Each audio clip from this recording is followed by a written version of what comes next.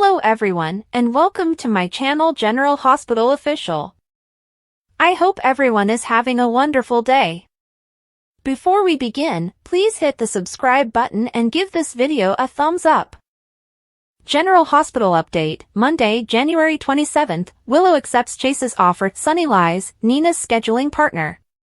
The General Hospital spoilers for Monday, January 27th, state that Nina Reeves and Curtis Ashford will team up against Drew Quartermaine, so they'll meet behind closed doors. Meanwhile, Drew will be meeting with Martin Gray to discuss his own plot. Tracy Quartermaine refuses to allow Drew on the Quartermaine property, but he will not let anyone stand in the way of his romantic dreams. Laura Collins and Lulu Spencer will exchange information as Drew devises a strategy to deal with Tracy and anybody else who stands in his way. Lulu will provide updates on her deception work and may learn that Jen Sidwell has settled in Port Charles. Laura may say she is concerned for Lucky Spencer's safety with Sidwell around after he nearly wiped him off the map. Laura may have numerous reasons to be concerned, since Lucky's Cyrus Renault inquiry could be causing problems. Speaking of the Cyrus inquiry, Lucky and Elizabeth Baldwin will look for the names of the patients Cyrus saw at Turning Woods.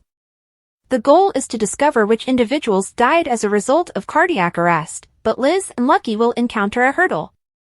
If Lucky and Elizabeth are denied access to this list, perhaps Jocelyn Jacks will steal it for them, as she is now a Turning Woods volunteer. Jocelyn wants answers just as much as Liz and Lucky, so she may chip in. Other GH teasers state that Harrison Chase will be relieved to see Willow Corinthos back at the gatehouse. When Chase comes by, he'll make Willow an offer she gladly accepts. That may include some assistance in putting Tracy in her place, as well as a babysitting suggestion because Chase is preparing for daddy duties, but Brooklyn Quartermaine's conception troubles may pose a difficulty in that regard. Across town, Jason Morgan will vent his rage and feel compelled to aid right now. The drama surrounding the penthouse explosion has left Jason concerned about the safety of Sonny Corinthos and those closest to him. What occurred with Michael Corinthos left Jason shaken, and Anna Devane may notice when they meet. Jason rarely expresses his feelings, but he will do so during this talk with Anna. Although Jason can't go back in time and undo the penthouse attack, he'll try to discover out who was responsible. Anna suspects Sidwell is involved, so Jason may agree it's worth investigating. Finally, Christina Corinthos Davis will have concerns about Sonny's vacation to Los Angeles. Christina will suspect something is wrong because it will appear weird for Sonny to travel at this time given the recent upheaval. According to General Hospital spoilers, Sonny will lie to Christina about his heart troubles, so stay tuned for more predictions on how long he can keep the truth hidden. General Hospital spoilers, Willow confronts Sasha as pregnancy details emerge. General Hospital spoilers hint that significant drama is set to break out between Sasha Gilmore and Willow Tate Corinthos. The friendship between two former best pals is already strained these days. However, in the future episodes, things will heat up even more. Could it be due to Sasha's pregnancy with Michael's baby? We think yes. In recent episodes, Michael awoke briefly and called for Sasha in his hospital room. That did set some alarms off. Willow may be continuously on edge about it. According to General Hospital spoilers, when Willow discovers Sasha is pregnant in the next episodes, she may begin to wonder if Michael wanted to see her for that reason. Willow will quickly realize that Michael and Sasha may have hooked up behind her back. Sasha has decided to keep the paternity of her kid a secret. However, truth bombs like that never stay hidden for long in Port Charles. Especially when someone actively seeks to uncover the truth. Willow, although being a cheater herself and having cheated on Michael initially, would explode at the revelation. We know Maxie is trying to be very supportive of Sasha and her pregnancy. Maxie may throw Sasha a baby shower in future episodes. If it happens, Willow will have the perfect setting to confront Sasha. We might see Willow storm the party and accuse Sasha of sleeping with Michael. But will Sasha tell the truth? Some GH teasers suggest that Jason Morgan will rally behind Sasha in the coming months. Could it be that when Willow confronts Sasha, she panics and uses Jason's name rather than Michael's? Christina Davis had spent the majority of her days planning the grand reopening of Charlie's Pub, a location with significant ties in her family and personal history. The warmth of the bar, the chatter of old acquaintances, and the aroma of freshly brewed coffee all combined to create a welcoming environment for her. She couldn't shake the notion that something was missing, a spark that could rekindle her life in ways she hadn't expected. Lucky Spencer's recent return to town has sparked a lot of attention. Lucky, known for his captivating appeal and complicated history, had taken on the role of bartender at Charlie's as a way to find himself. For him, it was a new beginning, a chance to reconnect with the community he had left behind more times than he dared to acknowledge. On the night of the pub's grand reopening, Lucky and Christina toasted a glass to new beginnings. Their glasses clinked, and their gazes locked for a brief moment, sending Christina's heart pounding. Their chat began lightheartedly, with mocking jokes about the Corinthos and Spencer family's ability to put together an unstoppable team. Christina found herself smiling more freely than she had in months, and Lucky appeared to relax in her company, as if he had discovered a secure harbor. Their relationship felt effortless, like a dance between two souls traversing the complexity of their surroundings. However, as the night progressed, Christina could not deny the faint undercurrent of chemistry between them. Across the pub, Elizabeth Baldwin watched the couple with a mix of fascination and unease. Elizabeth and Lucky had a complicated history, a friendship that had survived both the greatest and worst of times. While she tried to establish a friendship with him, the effects of his frequent departures lasted. Lucky's penchant to leave abruptly had made Elizabeth weary of trusting him again. However, seeing him laugh with Christina triggered an unexpected emotion in her, a twinge of envy she had not anticipated. Christina, meanwhile, was taken to Lucky's effortless charisma and the generosity that appeared to flow from him. She found in him a kindred spirit, someone who understood what it was like to bear the burden of familial expectations while wishing for freedom. Their interactions deepened in the days after the big reopening, as they shared quiet moments during lulls at the tavern. Lucky addressed up about his problems, regrets, and yearning for stability. Christina, in turn, expressed her own concerns and goals, finding comfort in his understanding look. However, Christina and Lucky's developing relationship was not unnoticed. Elizabeth's meetings with Lucky became more frequent, and her attempts to restore their friendship were tainted by the unresolved emotions she had tried to suppress. One evening, while she sat across from him at Kelly's diner, Elizabeth expressed her concerns. "Lucky, what are you seeking for here? With me? With Christina? With anyone? Are you really prepared to remain this time?" Lucky sighed and ran a hand over his hair. "Liz, I am trying. I've made too many blunders to count. But I am here now, and I want to put things right. With you, my children, and everyone I've hurt." Elizabeth's heart wrenched at his earnestness, but she couldn't shake the uneasy feeling that history might repeat itself.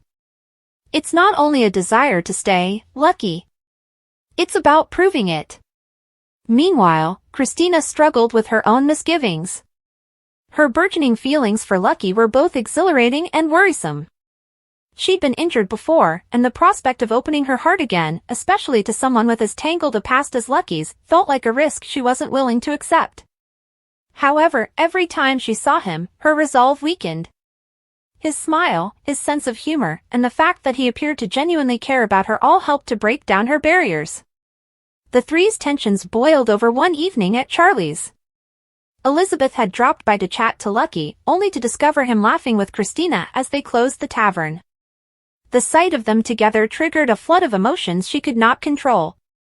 "Am I interrupting anything?" she inquired, her tone harsher than she intended. Christina, caught off guard, looked between Lucky and Elizabeth. "No, we were just finishing up here," she explained warily. Elizabeth softened her gaze as she addressed Christina. "I'm not attempting to overstep, but be cautious. Lucky has a way of drawing people in, but he doesn't always stay." Lucky's expression hardened. "That is enough, Liz. I am not the same person I was before." "I hope not," Elizabeth said gently. "For everyone's sake." The encounter left the three of them shaken. Christina couldn't help but wonder if Elizabeth was correct to be wary. Lucky, for his part, felt the weight of his previous mistakes bear down on him. And Elizabeth understood her feelings for Lucky were far from over. As the days passed into weeks, the relationships between them became more complex. Christina and Lucky grew closer with each shared moment. But Elizabeth's presence hung in the background, a continuous reminder of the unfinished business that linked her to Lucky. Finally, the question remained, could Lucky actually go forward and create a future with Christina? Or will the ghosts of his past drag him back into old habits, leaving Christina and Elizabeth to pick up the pieces? One thing was certain, love in Port Charles was never easy, and the decisions they made would affect their lives in ways they couldn't have predicted. General Hospital's Giovanni Mazza teases something big for Gio. Mazza appears to be just as eager as the audience about his character's future storyline. Fans of General Hospital have speculated widely about Joe's parents' true identities. Giovanni Mazza explains that something significant is on the horizon for his character. Joe's perplexing parentage. When Gio first arrived in Port Charles, he was recognized as the orphaned violinist fostered by the Cerullos. After both his parents died, he was left with a huge, loving family that included his Aunt Lois, cousin Brooklyn, and Uncle Sonny. Recently, however, there appears to be a large fan theory regarding his parents, and GH is not being subtle about it. Brooklyn recently stated that she previously had a baby and gave it up for adoption. There have also been various references to her teenage romance with Dante. There are also some nice scenes between Brooklyn and Gio. It's simple to think Brooklyn and Dante are his biological parents. Mazza is now speaking up about the rumors.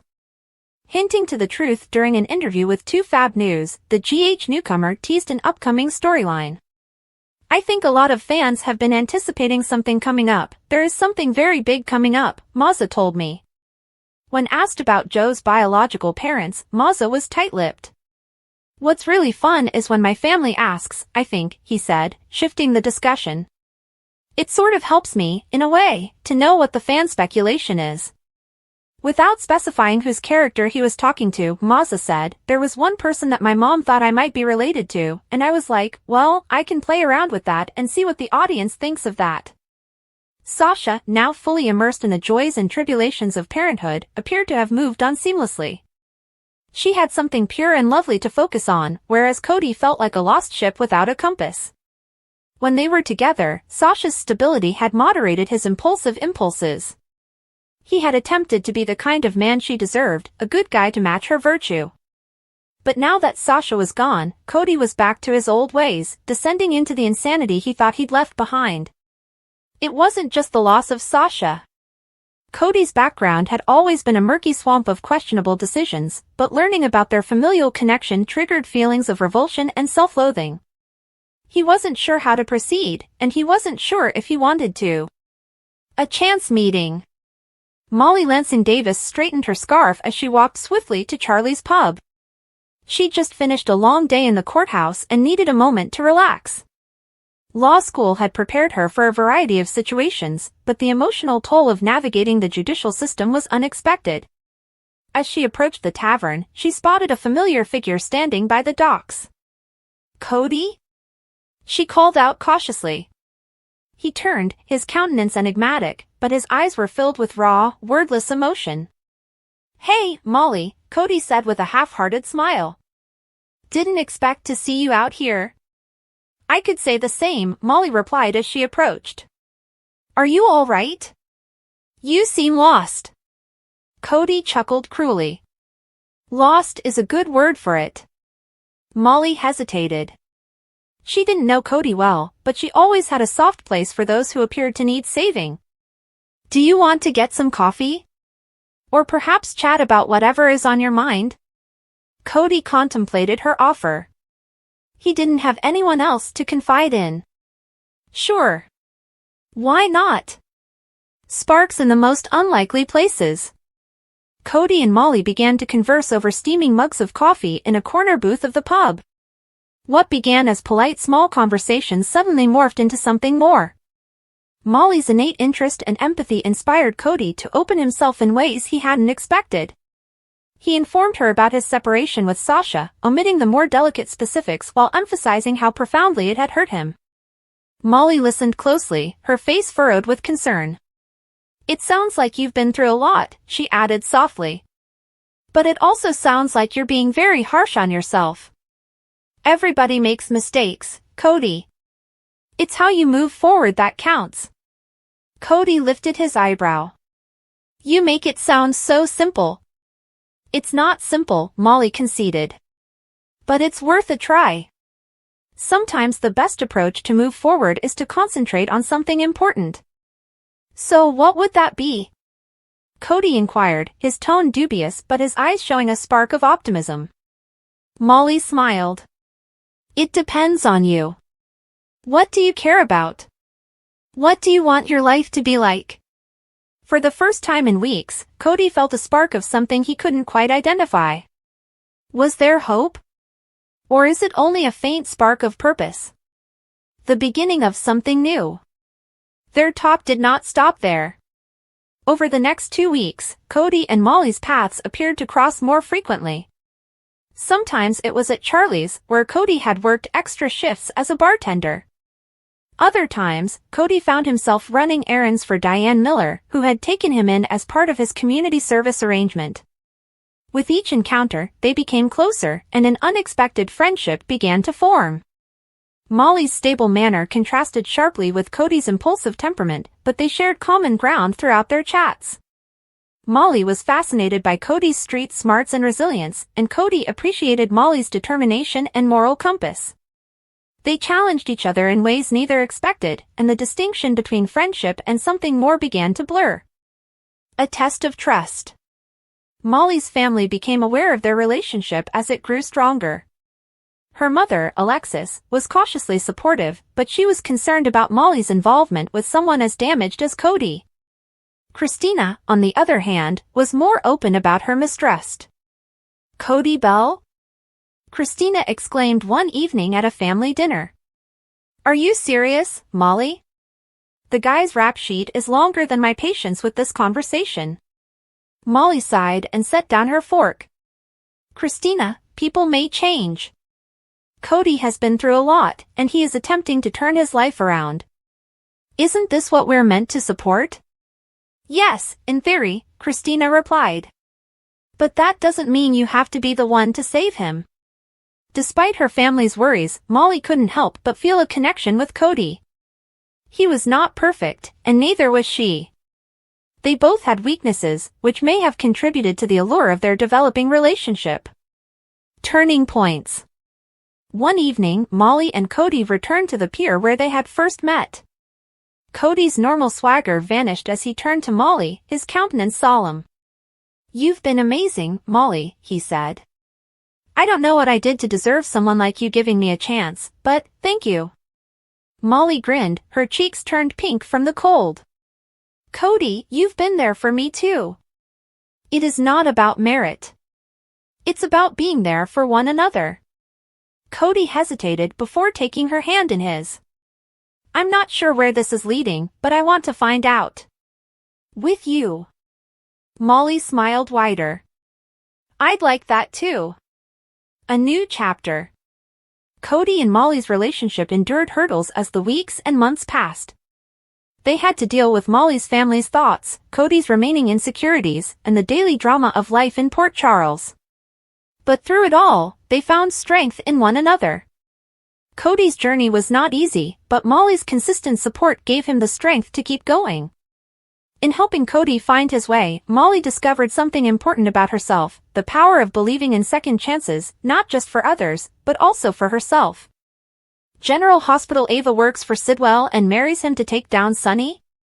General Hospital spoilers suggest that Jen Sidwell has met a few females in his new hometown of Port Charles, New York. One of them is gallery owner Ava Jerome, who assisted him in selecting new artwork for Windmere.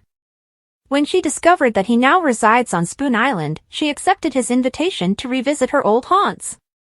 Is Ava planning to dwell in the haunted house once again?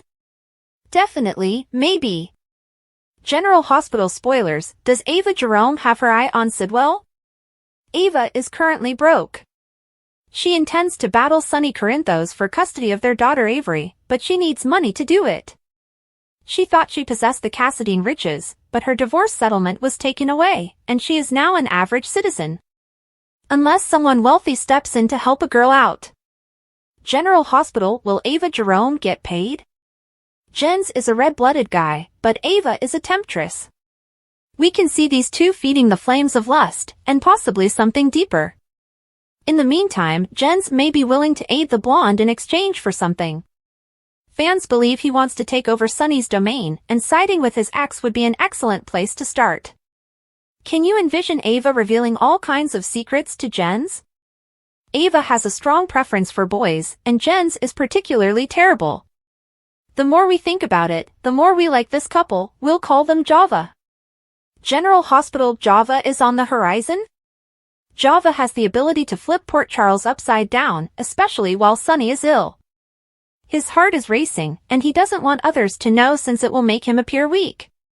We can tell you that he is planning a vacation to Los Angeles to visit with a specialist, so maybe the cats will play while he is gone? General Hospital. What happens next in Port Charles, New York? General Hospital teasers hint that Sidwell is about to ruffle feathers now that he's settled into PC. GH fans, do you want to see him and Ava get along? General Hospital spoilers, Cody's next big romance? Josh Kelly dishes on General Hospital love drama. According to General Hospital spoilers, Cody Bell has recently been dealing with a lot of drama. First, his decision to resume gambling left him in debt to Selena Wu. Next, his drunken antics at Charlie's put him in jail. As if this wasn't enough, his brief affair with Sasha ended when they discovered they were relatives. But, hey, Josh explains that Cody will no longer have bad luck in love. General Hospital spoilers state that Cody's return to old ways did not surprise Josh. The actor tells SOD, when you're desperate, you're willing to rely on what you know. Kelly, on the other hand, points out that Cody has only lately become a good guy because of Sasha, whom he has since lost. Ouch! Cody's knowledge that Sasha is his cousin changed everything for the pair. Josh acknowledges, like the rest of us, he was surprised by the twist. He's also relieved that the characters never consummated their romance. Can you imagine how awkward things could have been? Even after revealing his secret, Cody was completely focused on Sasha until he got lost. Now he has to pick up the pieces of his broken heart and move on. There is no need to be concerned since Cody may have lost Sasha, but there is always someone else waiting in the wings. Is Lulu Cody's next flame? Kelly, what do you think about him and Lulu as a pair, with Dante in the picture? Oh, I would love to see an awkward love triangle. Josh explains. Furthermore, the GH star is still looking for a Tracy/Cody romance because he enjoys working with Jane Elliott. Cody may appear to be trying to con her, but they have a genuine connection, according to him. But before he can woo a lady, he has some serious family business to attend to. Cody's connection with his father, Mac, is still developing, but his recent trickery has not earned him any father-son brownie points. Kelly laughs, it's sometimes difficult to live up to the Mac Scorpio way. Cody, get your act together. Remembering General Hospital's young adults as children. Cameron, Jocelyn, Emma, and Spencer competed for love as children. Do you remember? General Hospital features adult romance, young adult romance, and even teen romance, but we rarely see childhood romance on the show.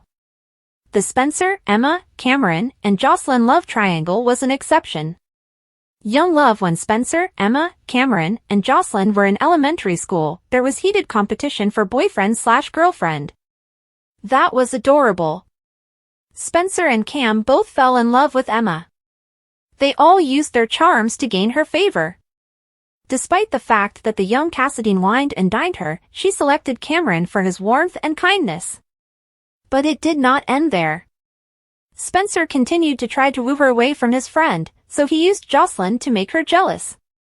Joss was eager to cooperate because she loved Cam. A supper was planned for the trio. The happy pair was quick to notice what Spencer was up to, but the surprise came when Joss admitted to having emotions for Cameron. Things got awkward later on when Jocelyn grew up and became a counselor at Lila's kids' summer camp while Spencer was still a little attendee. Emma had already moved to California with her folks. Spencer attended boarding school. Jocelyn's boyfriend Oscar and best friend Trina showed up. Cameron joined, and they formed a teen foursome identical to Lucky, Nicholas, Elizabeth, and Emily back in the day.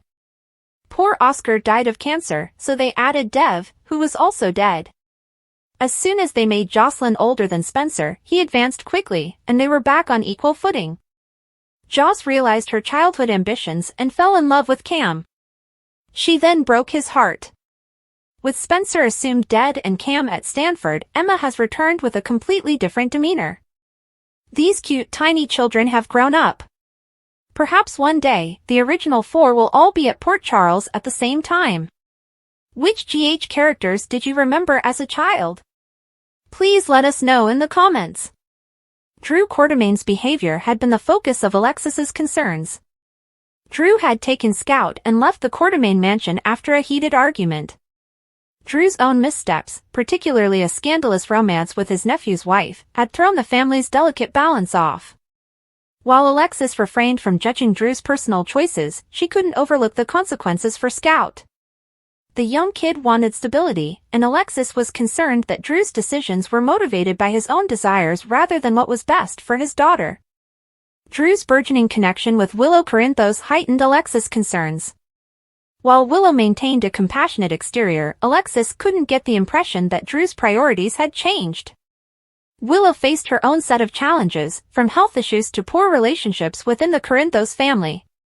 Despite Drew's promises, Alexis was concerned that Scout was being overshadowed by Willow's difficulties and Drew's efforts to integrate Willow into their lives. Scout, who was still grieving her mother, needed undivided attention, not a patchwork family structure. One afternoon, Alexis resolved to approach Drew directly. She met him in a neutral location and expressed her concerns. "Drew, I'm worried about Scout," she said, her voice measured but firm. "She has already gone through so much. Losing Sam was terrible, and she's still adjusting to so many changes. Are you certain this is what is best for her?" Drew responded politely but dismissively. He listened calmly as Alexis expressed her concerns, but then swiftly responded, "Alexis, I get where you're coming from, but you don't see what I see. Scout is happy. She's prospering. And she likes Willow." Alexis' lips contracted to form a thin line. "Liking someone isn't the same as having the stability and consistency she needs," she told me. "And forgive me, Drew, but it seems like Willow's issues are taking precedence over Scout's needs." Drew's jaw tightened, indicating frustration. "Willow is a part of our lives now," he stated firmly. "You're reading too much into this." Unconvinced, Alexis left the session feeling more determined than before. Drew's dismissal further strengthened her notion that Scout's well-being was jeopardized. Alexis' mind shifted to other options.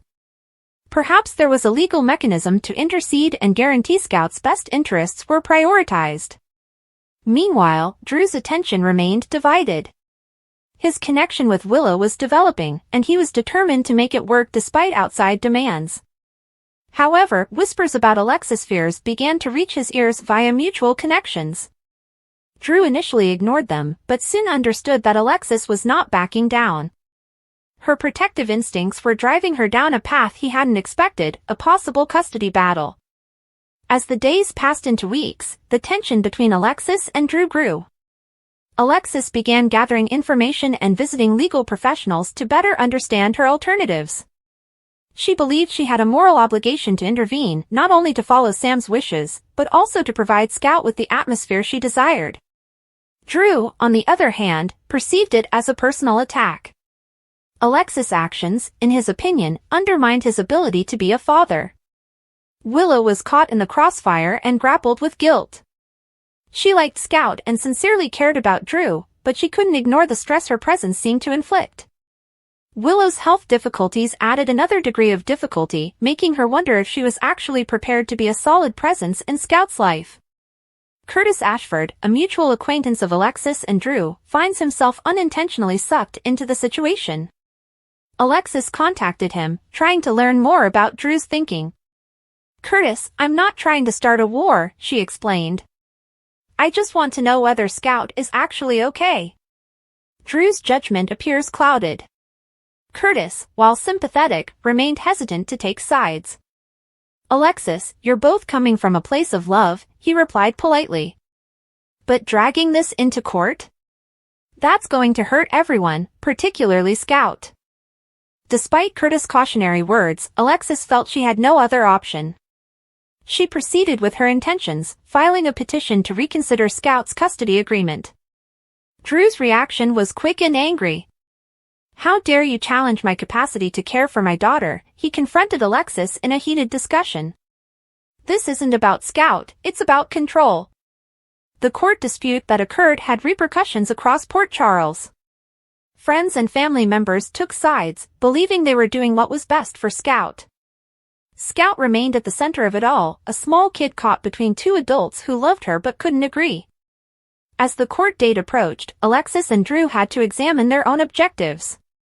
Alexis's priority was to respect Sam while also guaranteeing Scout's stability. Drew was concerned with showing his capacity to be a father and protecting his new family dynamics with Willow. If they truly wanted what was best for Scout, they'd have to put their differences aside. Finally, the resolution would involve more than just legal reasons. It would necessitate honesty, compromise, and a common determination to put Scout first. It was unclear if Alexis and Drew would be able to rise to the situation, but one thing was certain: Scout's future was at stake. A storm was gathering beneath the magnificent walls of the Quartermain estate, where family ties and betrayals were entwined, and it threatened to shake Port Charles to its very core. Michael Corinthos had traveled for Germany to receive treatment, but his absence did not imply his presence had been forgotten. In reality, his departure fueled the growing instability. Willow Corinthos' betrayal, her romance with Drew Quartermain, had laid the groundwork for a struggle that would reverberate throughout their lives. Willow had made a deal with Jason Morgan that guaranteed Tracy Quartermain's freedom. Tracy's accusations were dropped, and in exchange, Willow moved into the Quartermain gatehouse with her two children, Wiley and Amelia. She made the decision out of desperation, hoping to provide stability for her children, but the consequences were unavoidable. Michael, even from across the seas, was not one to overlook such a breach. Thanks for watching. If you like this video, so please don't forget to subscribe my channel and don't miss any update.